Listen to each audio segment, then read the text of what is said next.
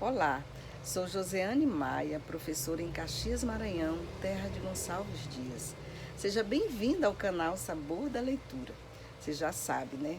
Aqui eu falo sobre livros, eu leio, eu comento sobre formação de leitores. E hoje eu tenho o prazer e a emoção, porque eu estou muito emocionada de ler esse livro, Os Nove Pentes da África, de Cidinha da Silva, ilustrações de Ileia Ferraz e é da editora Masa Edições. Eu vou ler aqui um trechinho da apresentação desse livro, feita por Chico César, compositor e cantor. Cidinha da Silva é uma amiga minha que escreve como quem trança ou destrança cabelos e nos presenteia com pentes presentes, cheios de passado que nos ajudam a destrinçar o futuro. E eu vou ler só a primeira parte. São vários capítulos, vamos dizer assim, do livro, que não é muito grosso, a letra, a fonte muito boa de ler e dá uma bela aula de leitura com posterior desdobramentos sobre questões africanas, de ancestralidade, de memória. É um livro fantástico. Vejam só. Do amor e da alegria. Vô Francisco conheceu a vó Berna quando ela passava para lavar roupas na bica. Ia sempre cantando baixo com um cesto enorme na cabeça. Aquela alegria serena o contagiava e o trabalho na marcenaria rendia ainda mais. Era tanto encanto que uma dezena de bernas coloridas dançavam e cantavam na cabeça do vô. As mãos formigavam e ele sentia uma vontade de criar coisas diferentes dos móveis bonitos de todo dia. Ele queria materializar na madeira objetos cheios de vida, a vivacidade de Berna, seu enredo maior de alegria. Foi assim que vô Francisco começou a esculpir, para devolver o sol à vó Berna. Ele contou que se sentia terra adubada, de onde brotavam só criatividade e beleza. O moço triste e calado desaparecia e do ventre dele, passando pelas mãos, vinha um outro Francisco, nascido no ofício de esculpir. Eram ideias e lembranças sem conta de tempos desconhecidos. Ele trazia tudo para a madeira, para os troncos de árvore, para os galhos secos, para os retalhos dos móveis. Tudo o avô aproveitava e ia descobrindo a textura e as possibilidades de cada um.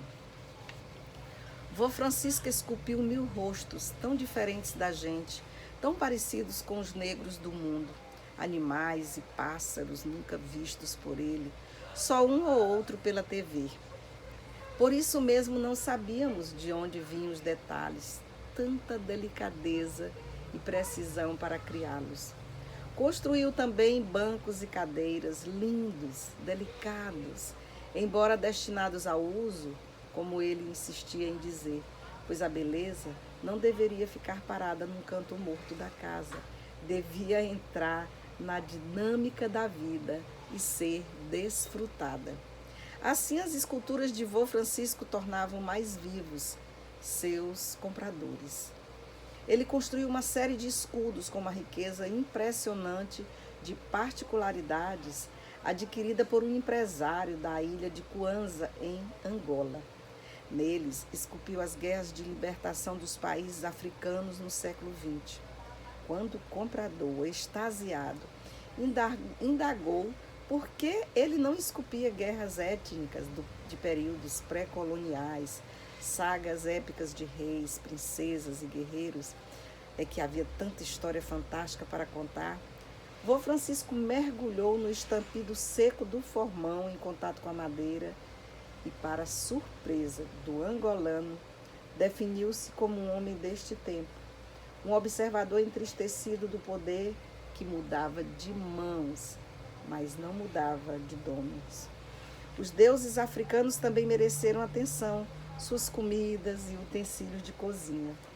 danças e festas foram cuidadosamente retratados pelo avô.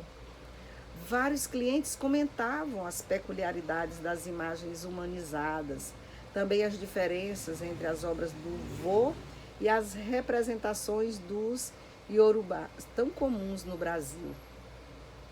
Vô Francisco caprichava no desenho das mãos dos deuses e explicavam que elas davam vidas às palavras. O vô parecia um rio largo e profundo, como o Congo, cujo nascedouro é singelo e escondido na floresta densa. Embora trabalhasse todas as esculturas com igual dedicação, os barcos e os pentes eram os prediletos do vô. Os barcos foram apresentados a ele pelo Zazinho. Um primo distante insistia em que o avô conhecesse as embarcações do povo Songhai, grandes navegadores africanos. Desde os 12, 13 anos, Zazinho imprimia imagens de barcos e plantas de carpintaria naval para o vô, que os estudava e recriava. Eram bons parceiros aqueles dois. Não é à toa que a tia Neuza deu ao Zazinho a responsabilidade de iniciar o desenho dos programas de computador para os visitantes do futuro museu refazerem as rotas de navegação dos Songhai dentro dos barcos construídos pelo vô. A tia quer construir um museu comunitário para abrigar a obra do vô Francisco e, determinada como ela é, logo, logo ele estará pronto. Os pentes de dentes contadores de histórias o vô deixou para a gente, os 9 netos. Não poderia ser diferente, pois desde que começamos a ter cabelos para pentear, eles nos acompanham. Vô Francisco ensinou a Luciana, a prima primeira, a usá-los. Ela tentou ensinar a Ana Lúcia, que nunca quis aprender. Depois ensinou ao Zazinho, bom aluno, ele me ensinou e eu fui professora dos meninos, aliás, dos menores todos. As histórias dos pentes dormitavam na parte ornamental e na magia de pentear os cabelos, desembaraçá-los, trançá-los novamente, sentados entre as pernas das trançadeiras, tias Neuza, Oldinda e vó Berna. O vô mantinha sempre atento aos desenhos que iam surgindo e a nós que íamos aprendendo a trançar.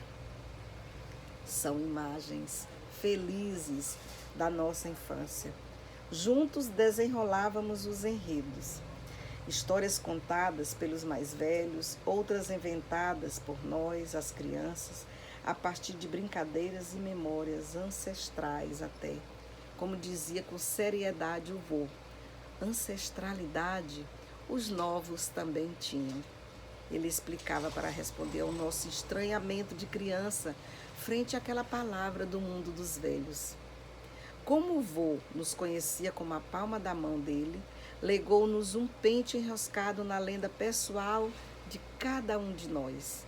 Sem nos dizer tudo, porque não teve tempo ou porque não quis, afinal, se a história é nossa, cabe a nós construí-la. O vô sabia disso. Certo mesmo é que ele vinha se despedindo da gente a cada tarde um pouquinho. Só da primeira vez nos chamou no dia seguinte e íamos todos para a varanda na hora certa, à tarde, quando ele respirava melhor e parecia se cansar menos. Sentávamos à volta dele em banquinhos iguais àquele no qual repousavam seus pés inchados. Ele contava uma história cheia de voltas e segredos e, no final, entregava a cada um de nós o pente presente. O pente era portador de vários significados, principalmente para quem o recebia. Depois era acompanhar o entardecer adorado pelo vô, a hora do sol ir embora. Momento de beber o mistério em silêncio. 2 vezes ele contou a história do amor dele pela avó Berna, antes de entregar o pente do amor a Bayomi e o pente da alegria a Lira, aquela cuja tristeza ninguém decifrava. Ele repetia tudo, tintim por tintim, e não sabíamos se era intencional ou se ele estava delirando. Não perguntávamos, só ouvíamos. Vô Francisco descreveu então o retorno da avó Berna da bica pouco antes do almoço, já com a roupa seca. Ela passava com o mesmo cesto na cabeça, o rosto brilhando de suor, e cantava o canto da ida. Ele arriscava um sorriso, ela correspondia. Ele almoçava, depois trabalhava contente o resto da tarde. À noite entalhava de amor a madeira, sonhava com sua Berna enquanto esperava o novo dia, só para vê-la passar. Um dia, com o peito estufado de coragem, pediu para acompanhá-la pela vida inteira. Ela aceitou e eles começaram a nossa família. Vó Berna vem da cozinha e interrompe nossa viagem. Por hoje chega, meninada. Francisco precisa descansar, ela diz. E ele diz: preciso nada, Bernardina. Terei tanto tempo para descansar. Ele diz isso mastigando as palavras. Não seja teimoso, Francisco. Amanhã você continua. Assunto encerrado. Sabíamos que era a avó quem mandava e não cogitávamos ficar quando ela avisava para ir. Tomávamos a bênção e cada um seguia para casa, exceto eu, pois minha casa era a casa deles. É muito emocionante esse livro. Aqui foi só um aperitivo. Se eu fosse você, professor, você, professora, eu trabalharia com esse livro em sala de aula. É isso. Se você gostou, divulgue. E não esqueça de acionar o sininho para as novas postagens.